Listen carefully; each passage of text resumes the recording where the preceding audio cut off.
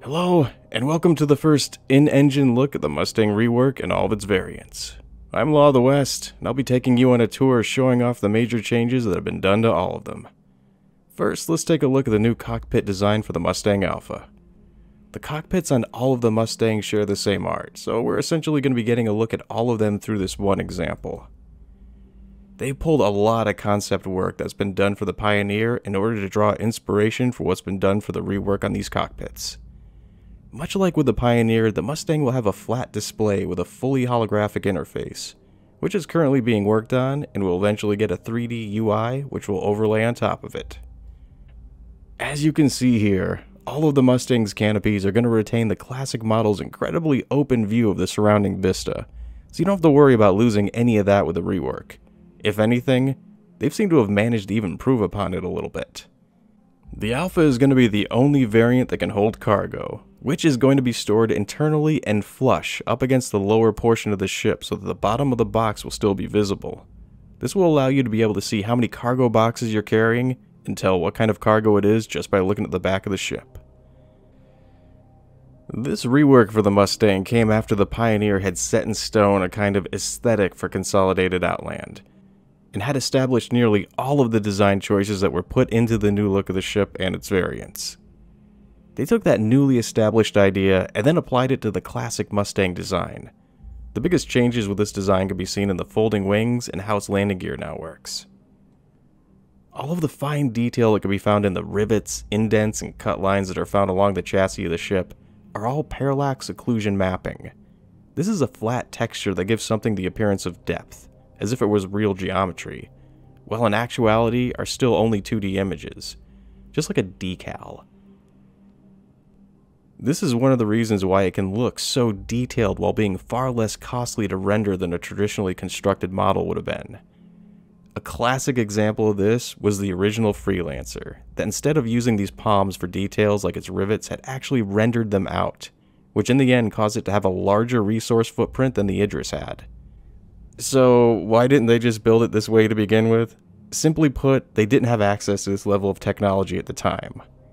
Also, to answer your next question, will the old version of the Mustang still be in the game? Answer, no. They rebuild these things for a reason, almost always related to performance. Putting the old version of the Mustang back into the game kinda defeats that purpose. Now let's take a look at the beta, starting with the cockpit. This is essentially the same as the others with one big difference. In the back, directly behind the pilot's seat, are the doors which lead to the habitation room. The space is still a little tight back there, but at least you don't have to crouch anymore to get around.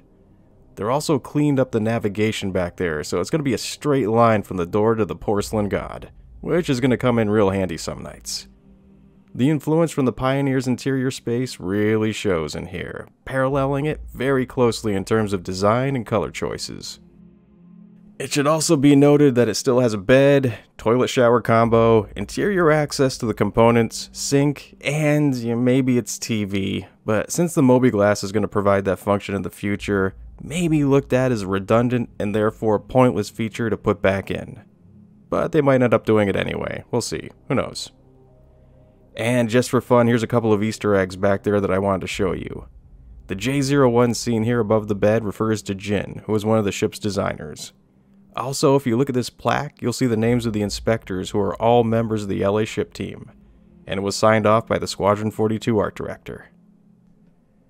Unfortunately, there's not a whole lot to say about the Delta, who most of its changes have already been seen reflected in the other ships that we've already looked at.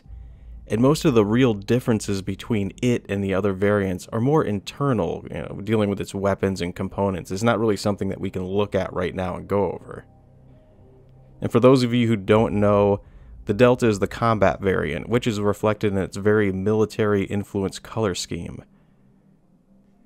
It doesn't have any interior space and can't carry cargo, so there's nothing we can look at in that aspect, but at least I give you a chance to take a look at its outer shell and give you an idea of what the new look is going to be for this ship. So with that, I think I'm going to move on to the racing variants.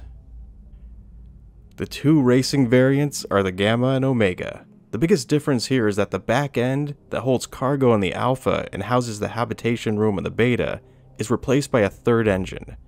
And much like with a Razor, it's covered in detailing and decals, giving it that racing ship appearance. The Omega is a limited edition version of the Gamma, which was obtained exclusively through a promotion that was held with AMD, which in the context of the game lore stands for Accelerated Mass Design.